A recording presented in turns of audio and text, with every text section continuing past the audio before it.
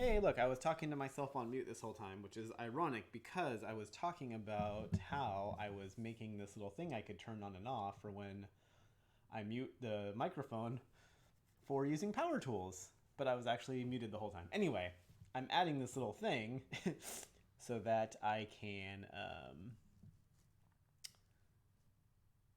That way, if somebody joins while it's muted, they're not like, why can't I hear anything? Anyway, while I'm waiting for more people to join, I'm going to get the power tool stuff out of the way now. So now I'm going to do what I was actually saying I was going to do, but you couldn't hear, which is mute the thing, and I realized that it was already muted. So I'm going to mute it, do this power tool thing really fast, and then get back to the other stuff. But that way I'll get it out of the way now.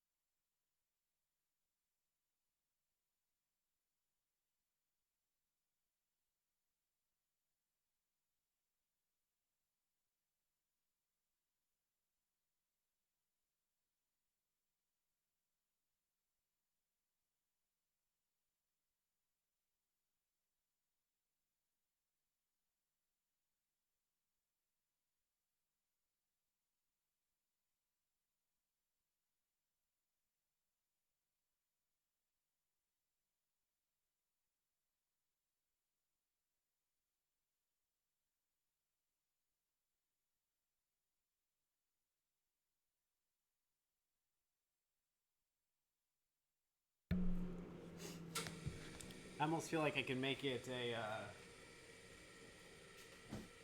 drinking game out of every time I mention the same things on stream, but just because they're some of my favorite tips and tricks, I like to talk about them every time I use them. But again, if you were seeing that, this is our dust collection system, and I put one of these clamps on here so you can really move it around and attach it anywhere. So a lot of times I attach it to the side of the work table here. That way, when I'm sanding and doing stuff, everything just gets sucked right up in there. And the stuff that I was using on the stream. So this is the ceramic bit that is for doing nails that I like using. As you saw, it grinds the resin pretty quickly, and I took off those things. This is just a raw resin kit that I'm getting ready to ship out to somebody, but I like to clean up as much of the seam lines and stuff as possible before I ship it out, just because it looks nicer, and the less work I'm making customers do, the happier they are, and the more time they're spending making cool stuff. But yeah, so this is a set of bracers. So if you get a full set, it is the bracers, the hand guards, and the light panels that go in here once you cut it out. So that's just the bracer set. We also have the hand guards by themselves now, so if you want to use these as custom hand guards for any build, you can. What you can see over here is my helmet, which I'm going to be working on in a minute. But what I did for my Mando is I took some B-casts of the hand plates and I trimmed them down. You might have seen these on another stream. But so you can see the difference here. Actually, I'll just put it over top. So that's the full Ahsoka hand plate, and then that's my trimmed down and reshaped version. And these ones, because I'm going to paint them to match the rest of my kit and then weather them, what I always do, so I sanded them down. I did a light sanding because I wasn't doing cold cast or anything. And then I painted them. It's really hard to see. You can kind of see the difference, but this is, I did this, it's this really nice silver paint from, it's a Montana Gold Spray. I really like their silver as if I'm doing like a base underneath other paint. And so what'll happen with this and the whole rest of all my armor is this is gonna be what the base is. And then I'll do the weathering techniques that we showed before. There's a highlight of it on Twitch, and then there's actually an edited version of it of the video on our YouTube channel too.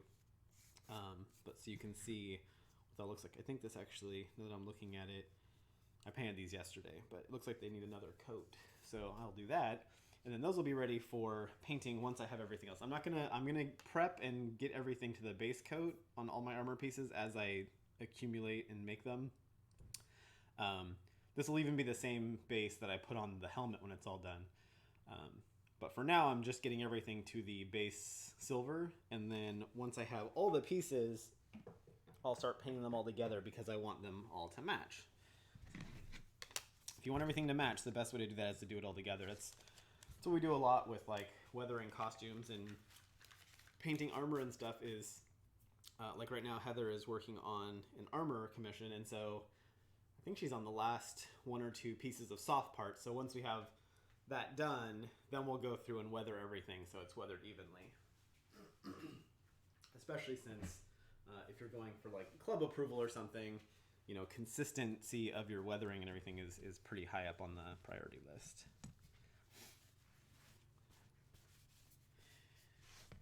Obviously, we can't ever guarantee that a costume we make is approvable by, Rebel Legion or whatever, especially because a large part of it is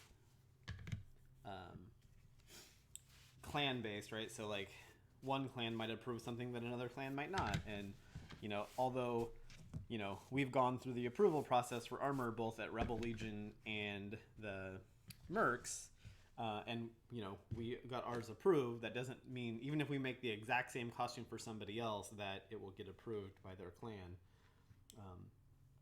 especially because not everybody is exactly the same size and shape, and although we make costumes so that someone might be like, oh, we don't like the way that fits on you, and so there's only so much guarantee we can give.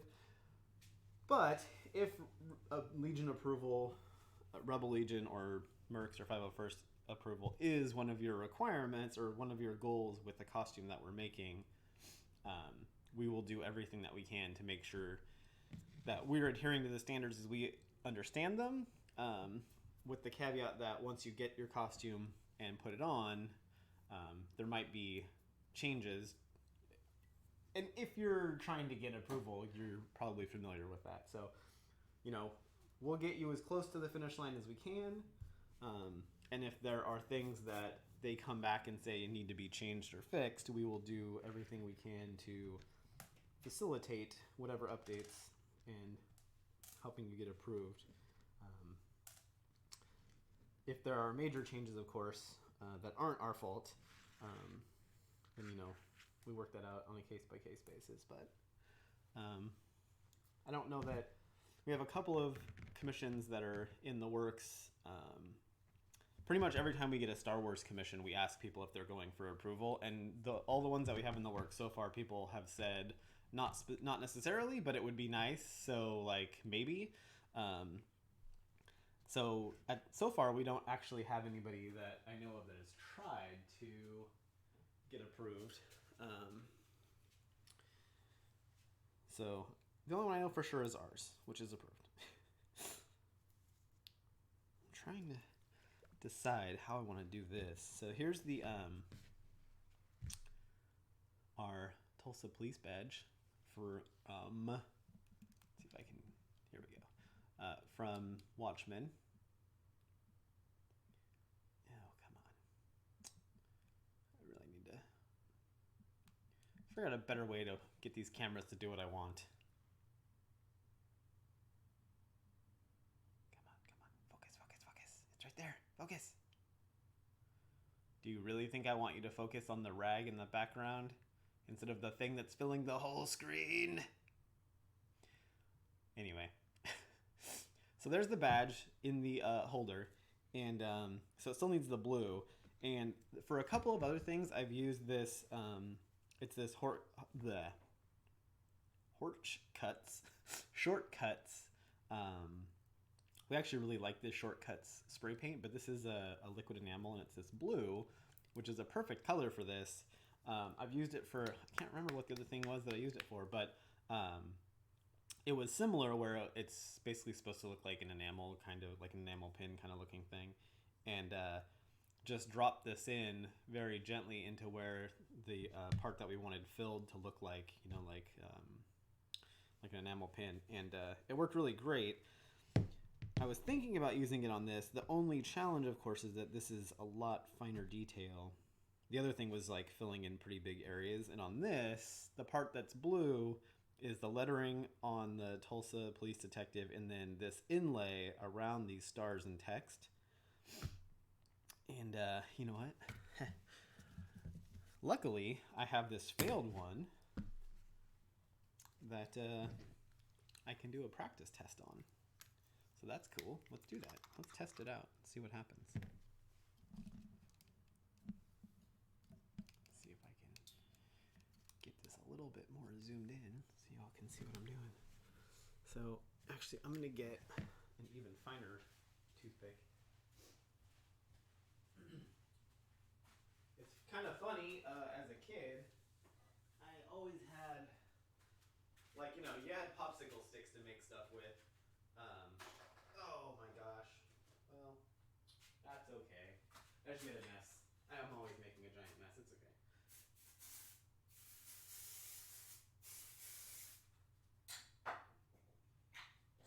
Don't mind me over here spraying things.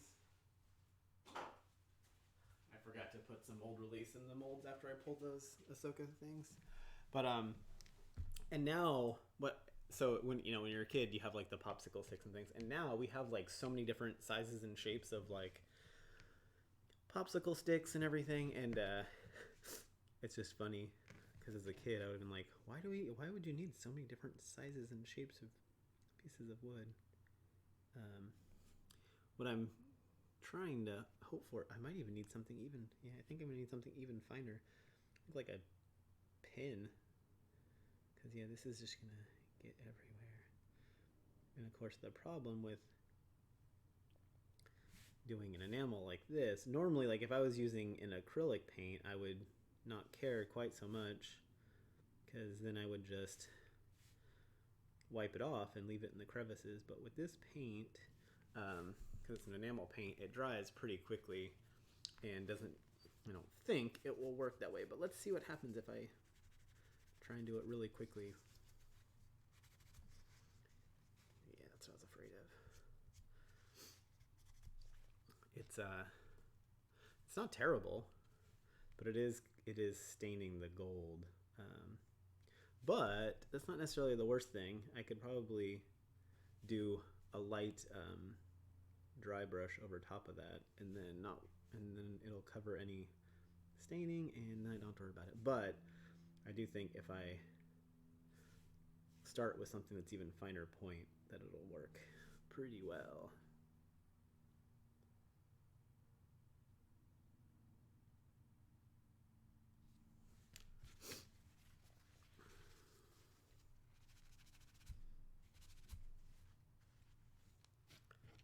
Do I have any pins out here? I'm sure I have one somewhere. So I think it's working okay for the letters. Now I'm going to try this part over here, because this I think is going to be even trickier to fill in.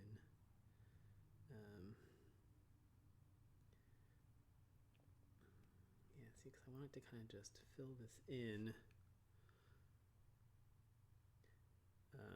It's a little trickier on this too, because it's rounded versus like a flat piece. I've done tinted resin as well in pieces like this.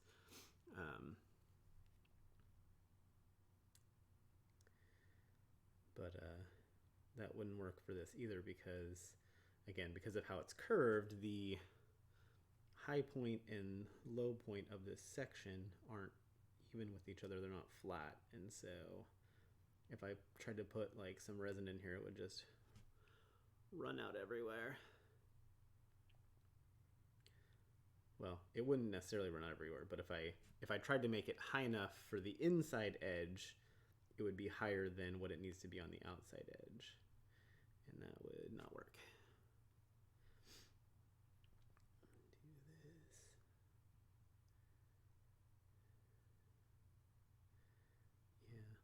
Part of doing it this way kind of relies on capillary action to an extent, which again doesn't necessarily work in this case.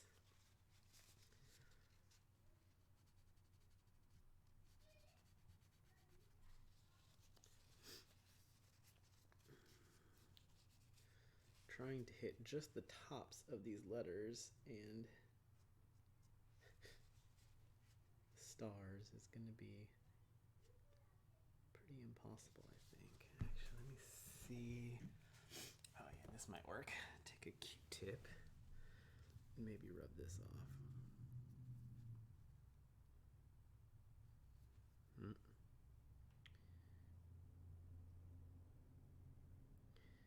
This is why practicing on something that's not your finished piece is always a good idea.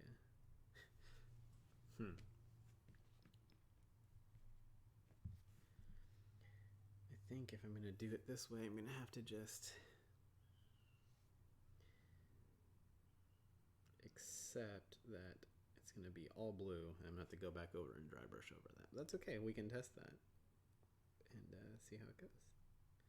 So I'm just going to fill this back in. Trying to wipe that off, I just actually took off the paint from where I wanted it more than where I didn't want it.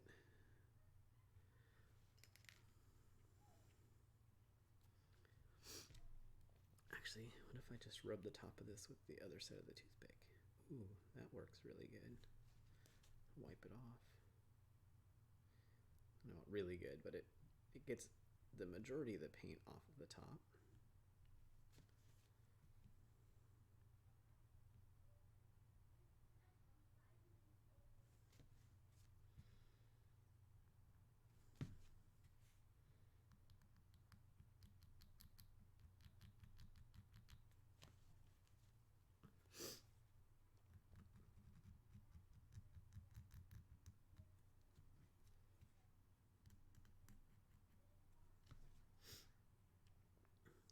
just splashing paint everywhere.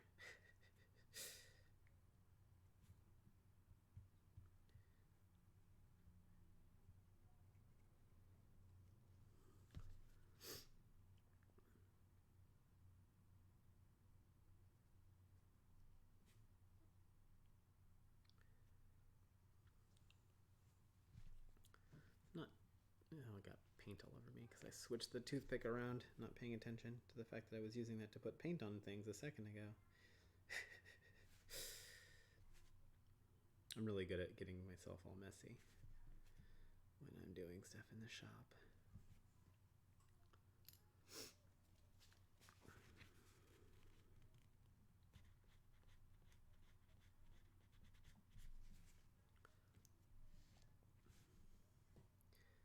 I want to get at least,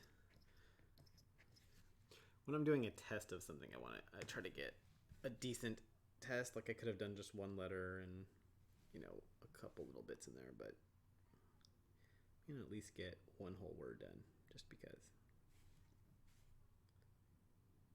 And it gives me a little bit more area to play with for testing the what I'm going to do after the fact, the top code. All right, so got most of those letters. Got a good chunk of the stars. The one thing I'm not sure of is if these are actually, it's really hard to tell from any of the pictures if these blue stars and things in here are filled in. I'm just going to do it on here for fun because I think it'll look cool.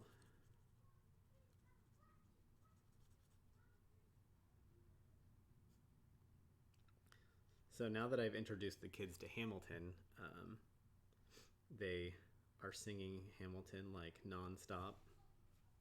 No pun intended, but I'll take it. I can hear them in the house singing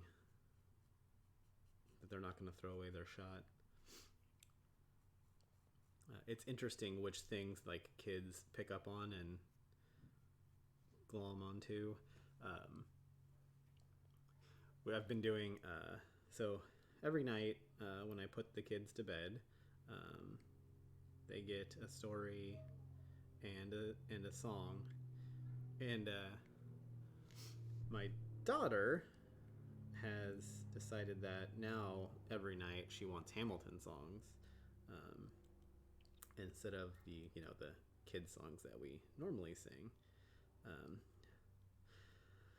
My son is content with just having the same song that we always have every night and have for like the last year. She, however, likes to change it up frequently, and now we're on Hamilton songs, and so of course every night it's a different Hamilton song that she wants. Although her current favorite, and I'm not quite sure how I feel about this, her current favorite is "Say No to This,"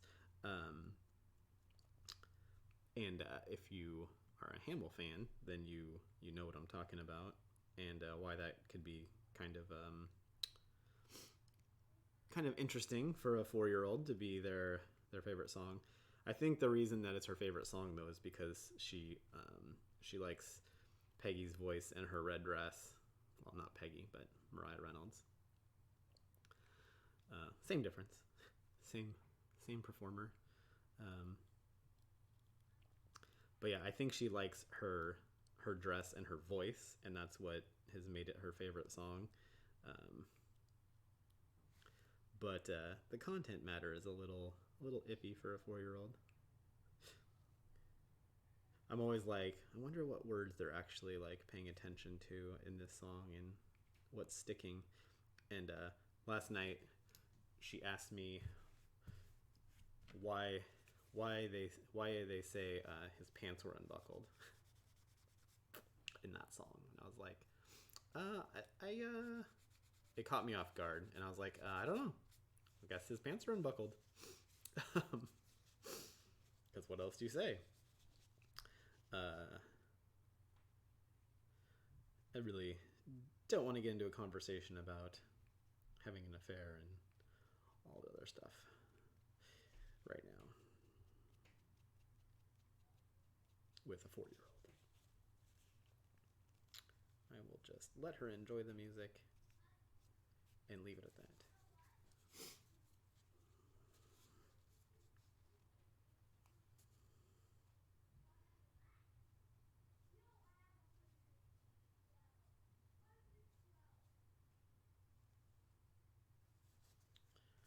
So this looks kind of like a mess right now, but I'm gonna actually, at this point, I'm gonna let that paint dry, and then I'm gonna come back to it.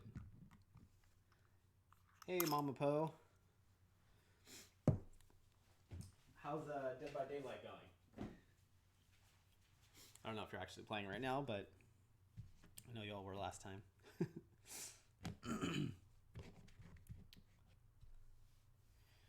we go. Okay, don't need this anymore.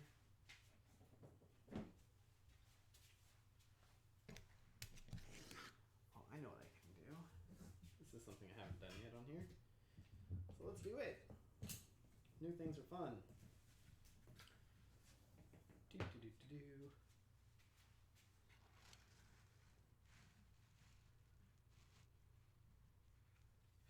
Oh no.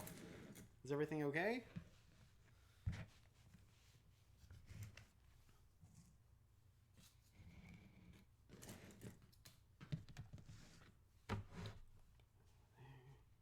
Don't need this right now.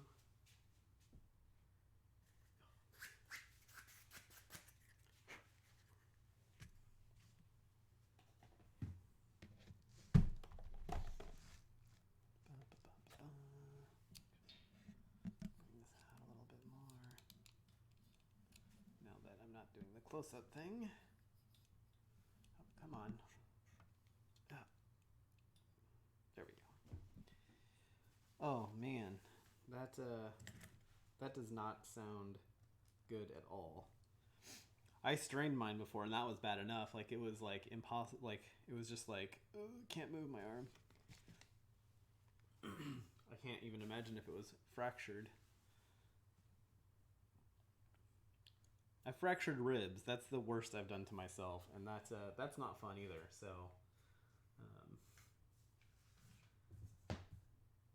fracturing things is bad. What I have here is a bunch of parts from a couple different things. So this is a can't see. It's a Luke Skywalker belt buckle. So we have that. This is Ezra's wrist communicator, and then this is all of the Kanan belt parts. All of these we're doing finished pieces for. So on all of these pieces especially, it's really easy to just slap some of this on there. XTC 3D, I love it. Oh man. That's not good. I like for the longest time I prided myself on having never broken anything, and then I fractured my ribs. Oh, I fractured my ribs and I fractured my big toe,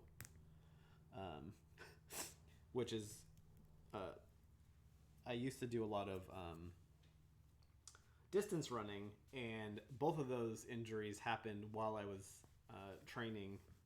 The ribs happened during an actual race. I fell like down. I tripped in the middle of a race that was like it was a mountain race, so it was like lots of up and down on mountains and stuff, and like I was going down this downhill really fast, and I tripped and like did like a Superman and like landed flat on my chest and like slid and almost went it was like on a switchback that was pretty high, and like I landed and slid off the trail, and like there was enough like vegetation and brush that like it caught me. Otherwise, like I would have just like slid and tumbled all the way down. And that was like 7 miles into a 26-mile race. And at the time, like when all of that happens, there's already all kinds of adrenaline and endorphins. And then after the whole Superman thing, I got up and I was like, okay, like I got some scratches, whatever. I kept going. And I think at like mile 20 is when it finally like everything had kind of worn off, and like all of a sudden like it started hurting to breathe, and I was like, oh, I'll be fine. I finished the race, but then like it hurt to breathe and cough or anything. Laugh hurt, sneeze really hurt for like I don't know, 2 months because it's like the worst thing. And then of course, everybody says this, but like with ribs especially, like once you fracture a rib, then it is like super easy to like re-injure it. And like a year after that happened, I was like leaning over a stair railing to like grab something, and just like leaning on it, like I was reaching, and I heard this like pop, and I was like, oh, yeah. And I was like, that was that same spot. So yeah, I was like, great. Now I refractured a rib leaning on a stair rail.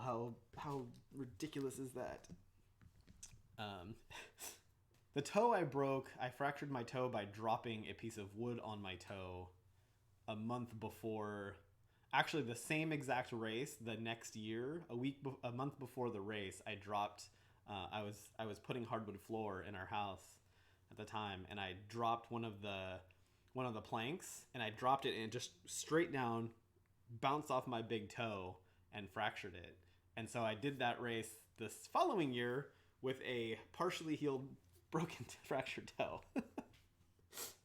So yeah, that ironically, the time I did it with the fractured toe that was healing, I did worse than I did when I ran most of the race with a fractured rib, but whatever. Today though, nothing hurts, so I think it sounds like I'm doing better than you are doing, unfortunately, because you're in pain. You're just grabbing some gloves over here for this stuff. Don't want it on my hands.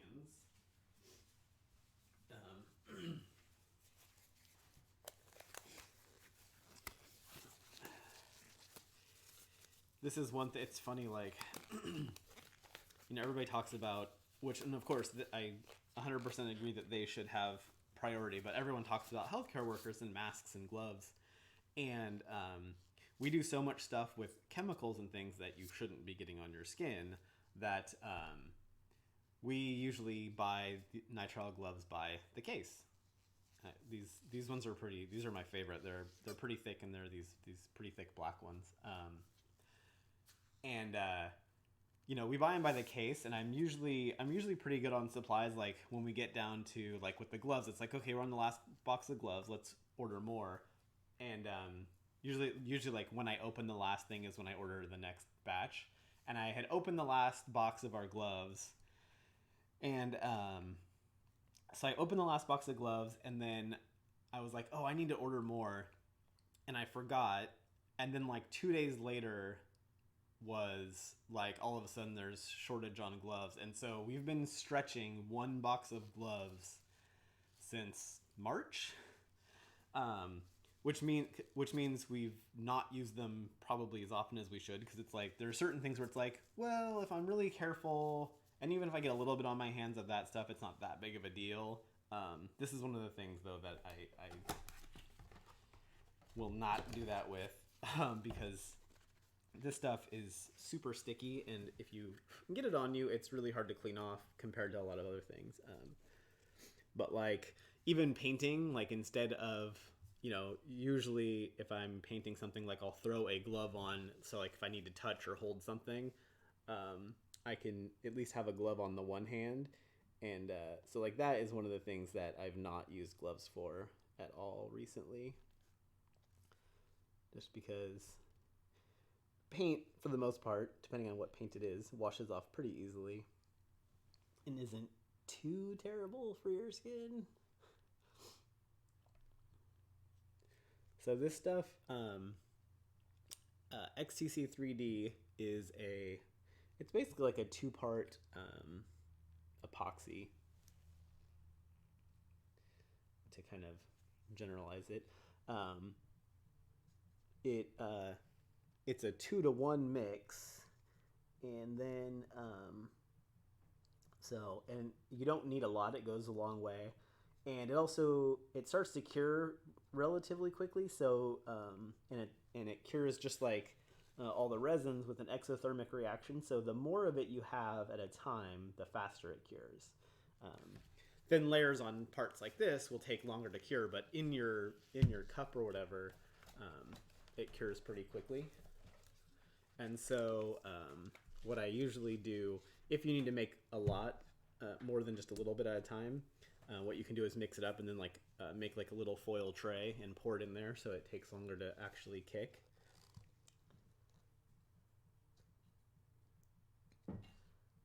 So, but yeah, for my purposes, I don't need a whole lot.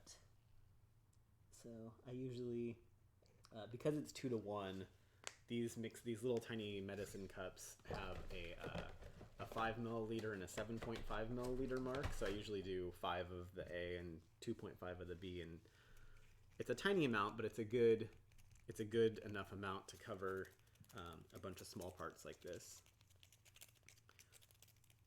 And so what I'm going to do, the other thing is these silicone mats are great because nothing really sticks to them, which is awesome. And so what I usually do is I do it on these mats because when you can just put the parts down on here, you don't have to worry about it. And then anything that drips off, you just pick it right up and scrape off any little excess pieces, no problem. You don't have to worry about, like, you know, if you put it down on like a piece of paper or whatever and you get drips, then it comes off. What you doing? I need something heavy. Oh, you just need something heavy? You're not actually using that stuff? No. Oh. It's really just a paperweight. You can use... Too late.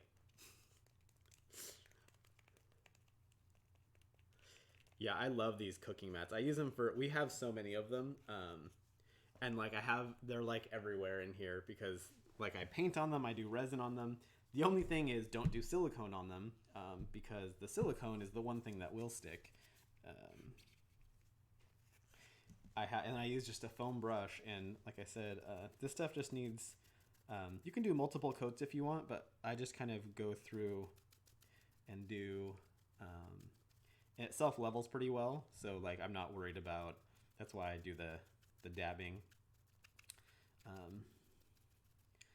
application, because it coats it pretty well that way, and then it self-levels, and so it smooths out. And usually what I'll do is I'll go through and I'll do all the parts real quick once, and I'll just use this to hold it down and get the edges. That's the other thing that's nice about the mat. Like if you're trying to get around the sides, like I can do this and I don't have to worry about the fact that I'm getting a little bit on the mat because it's not going to stick.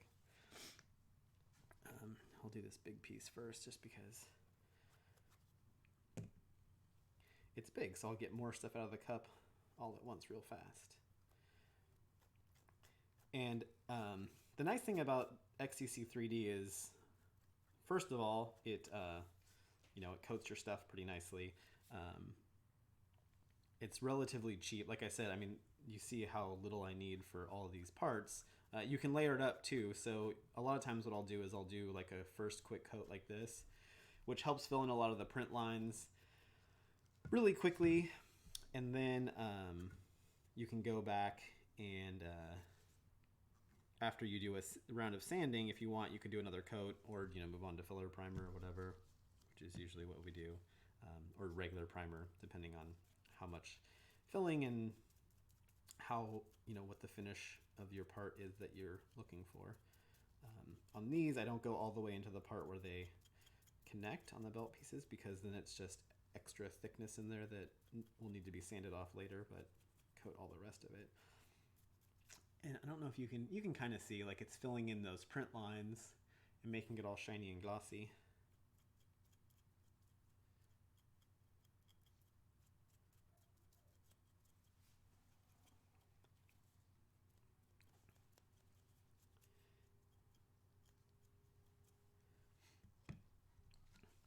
So I know you found us through from Dylan and playing Dead by Daylight.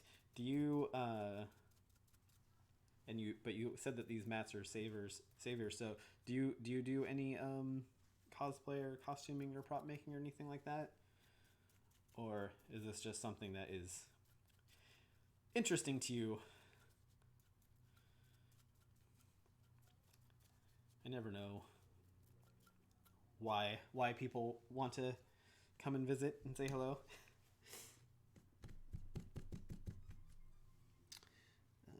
Got that. Okay.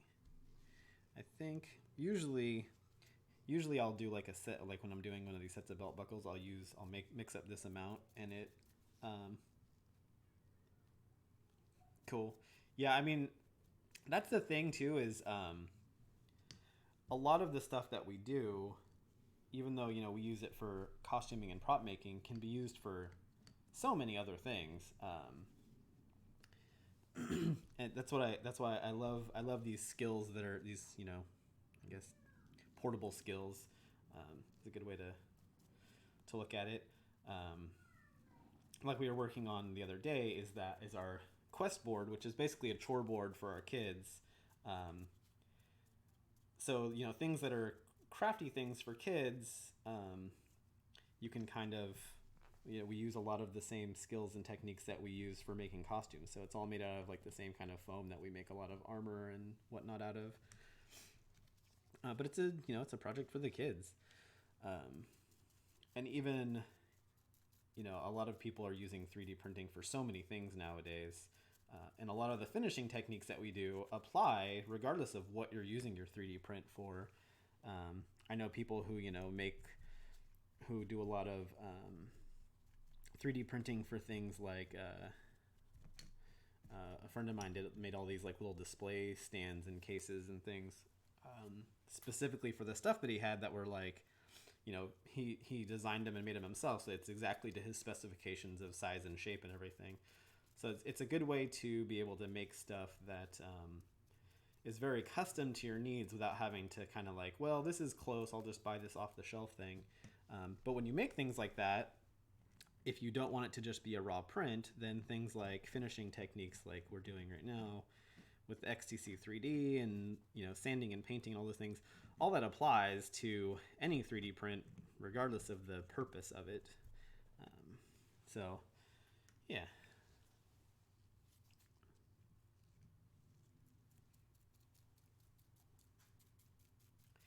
I feel like as a parent, my kid crafting skills definitely have leveled up because of all the other stuff that we do. I don't know if y'all saw on, I posted on Instagram, we finished the core oak that we were talking about the other day for my son that he designed. He did most of the work. And, but it's all based on the same sort of stuff we always do.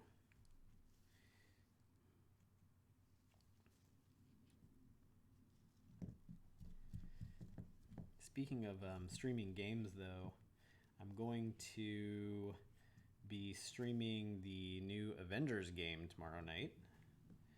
So if anybody is interested in that, I don't think anybody really is interested in the Marvel Avengers game, right? I'm going to be streaming that tomorrow night, like 9:30-ish. So if anybody wants to watch that instead of me just making stuff in the garage, there's that too. So because this is a wide flat area and I know I want it to be super flat and smooth, I'm going to go ahead and put some of the extra on here in another layer. That's the other thing too, is you can always add more and smooth it out while you're actually in the middle of letting it dry, and you can see it smooth out. It is chemicals, and I am talking on the video, but do you need something? Yes. What do you need, baby? This before it dies. Oh, before it dies? Yes. I want to do it while it's charging. While it's charging? Okay. Yes. It's going to be break time and lunch soon, though. Okay. In about 10 minutes. So every day at noon, we have an hour of, and of course this is going to change starting tomorrow when school starts, but for the summer, what we were doing was, because, screens are all any kids want to do anymore nowadays. But especially for the older kids, it's a lot harder to they just want to play video games with their friends all day, right? So it's like getting them to self-care enough to take a break and have some lunch. Oops, I just broke that. Got to the point where we were like, okay, you guys aren't going to do it on your own, clearly, because you're just going to sit and play games all day long if we let you. So we implemented in two break periods a day where they have to stop and eat. So we have a lunch break from 12 to 1, which is when I was planning on stopping anyway, so we can go and help facilitate that.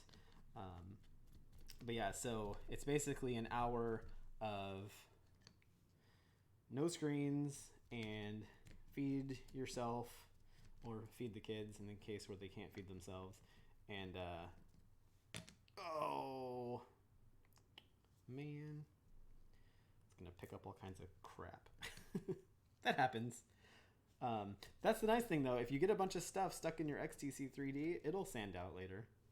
I've gotten hair and all kinds of other stuff stuck in this in stuff. But yeah, so we do the screen break, which is great because what we were first we were like, okay, you guys can manage yourselves for the most part, especially the older boys, and just make sure you eat and take a break every once in a while. And they would just stay in their rooms all day long, and then like come out at dinner time and be like, I'm starving, I haven't eaten all day. And it's like, well, okay, well, whose fault is that? Like, you said you were going to eat and then you never did. So then we started being like, okay, you have to eat something and take a break at 12. And so they would come out and be like, I'm not really hungry, eat like 3 chips and be like, I ate something, and then go back to their room. So now our current state that we ended up at after a couple of months was that the lunch and dinner time is a mandatory 1 hour break. And that way it's like, if you spend 2 minutes eating or 15 or 20 minutes eating, it doesn't matter. You're still taking a break for an hour. So then they're not trying to rush through and just like skip a meal just so they can get back to the screen, because even if they rush through the meal, they still don't get to go back to their screen. So, haha.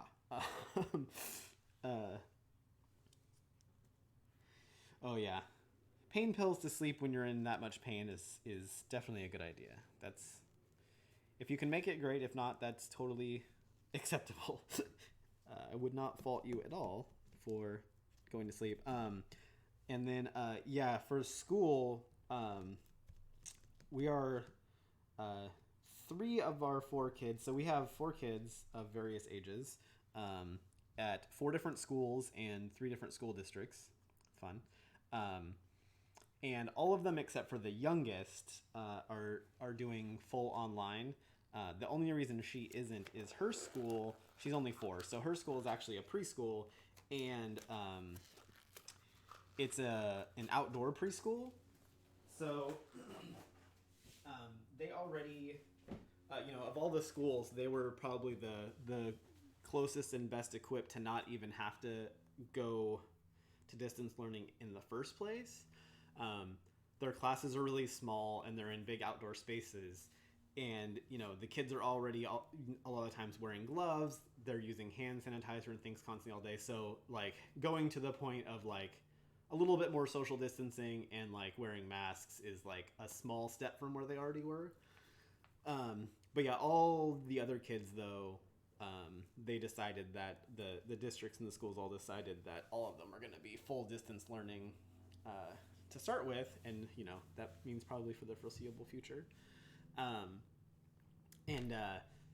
So it's going to be interesting trying to manage all of them, making sure that they're doing all the stuff that they're doing, because it's basically, we'll see how it goes, but they have at least for the 2 older boys, for our middle schooler and our high schooler, the schools have said like, here's the full day schedule. It's a full 8:30 to 3 schedule every day. But they've also said that there's probably going to be just a little bit of actual instruction for each period, and then like, okay, go and work on your assignment. If you have any questions, the teacher's here or whatever.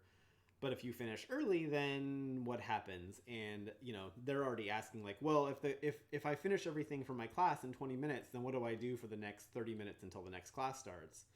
And it would be great if we could say, well, if you have an extra 30 minutes, if they're going to have homework, you can do your homework. But if they don't have homework or whatever for that class that day, they're saying, well, for that 30 minutes, can I use my computer, my Xbox, and as of right now, the answer is no. What we're and I think a lot of it is going to be playing it by ear. Like it's definitely not going to be you can play your Xbox, but it might be like you can use your computer and like join your, because both of them have like Discord channels that they hang out with their friends. So it's like it's like no, you can't even touch that stuff during when you're actually doing school, but like if you have 30 minutes and you don't have any schoolwork to do, sure, you can talk to your friends, but 5 minutes before the next class starts, you have to stop. And because like there's a lot of stuff where it's like on a normal day where it's like, oh, hey, like you need to stop for dinner. And it's like, oh, I'm in this mission. I just need like 2 more minutes. It's like, okay, fine. Like go finish your mission. And it's not a big deal. But if it's, oh, I'm in this mission that's really important and I just need 2 more minutes. It's like, okay, but your class starts in 30 seconds and you need to be in your Zoom meeting and you have to stop right this second. I can like, it's just going to snowball and turn into like a disaster. So, we'll see how the first couple of weeks go and like what the actual schedule works out to be. For our high schooler, we were talking to the guidance counselor and she was like, I don't see how this is going to work. The fact that the school guidance counselor is like, this is going to, she's like, she was saying, because like I said, like they gave us like, here's the whole entire day schedule. But then they've also said, well, we don't want kids sitting in front of the computer for 8 hours. And it's like, well, okay. Then what are they going to do? And she even said that, her expectation is that it's probably going to turn into like log into your Zoom meeting at the beginning of the period, or whatever platform they're using. Again, that's the other thing that's challenging too, is like all the schools are using different technology. And so it's like, okay, you're doing Zoom, you're doing Microsoft Teams, and you're using Google Classroom, and you're using Canvas, and you're using whatever other thing. And, at least for each kid, they only have to maintain like one piece of technology stack, but we have to like be able to transition between all of them. But yeah, she's like, it'll probably be, just a few minutes of instruction, do your assignment, ask questions if you need to, and then you're free until the next period. Which is great for the kids not having to sit at the Chromebook or the computer for 8 hours a day straight, but it just means that much more work for us, because if they do a class for 10 minutes and then they're free for 50 minutes or 40 minutes, they're not going to remember on their own to go back to the next class. Like, it's just not going to happen. We're going to have to do it, or, set a bunch of alarms. And we were talking about like, let's just set a bunch of alarms. It's like, oh, that's this, and like have it like do like a school bell noise, which is probably part of what we're going to have to end up doing, because it's going to be too much. It's going to be too much if we have to like literally manage everything all day long. So they're going to have to do some of it themselves. It's lunchtime. It's lunchtime. Okay. Well, I am going to sign off, and we're going to go do screen break and lunchtime, like I was talking about. And then, tomorrow night, we're going to be streaming the... Not done yet. I'll be right there. Please. I'm almost Go done. for it. Tomorrow night at 9:30, we will be streaming the Marvel's Avengers game. Yeah. I'm super jazzed, especially because Ms. Marvel's in it. The kids don't know. I know. We don't want them to hear, because they're going to want to play it instead. They don't get to yet. Yeah, I'm super jazzed because Ms. Marvel is in it and is like the main character. And they already announced the first expansion is Hawkeye, who's like my favorite. He's been my favorite forever. I don't like him so much in the movies, but in the comics, he's been like one of my favorite superheroes since I was like 8 years old. Did you know that? I don't know if I ever told you that. I don't think I knew that about you. Hawkeye's the best. Okay. He is. He's cool. It's actually... It's not surprising either that Robin Hood is my favorite Disney cartoon. Like, it's just... Bows and arrows, man. Yeah, bows and arrows. It's interesting you said that, though, because I was just watching an interview, like a radio show from BBC with Tony, like, I say Tony Stark because it's fucking Tony Stark, but it's Robert Downey Jr. And he's like, if he was asked a question by a 7-year-old about if he wasn't Iron Man, who would he have chosen to be instead? And he's like, Hawkeye. He chose Hawkeye. Yeah. Which surprised me, actually. I figured he'd have chosen, like, Winter Soldier or something. Okay. Hopefully we'll see you guys tomorrow night. Have a good rest of your day. Thanks for coming by.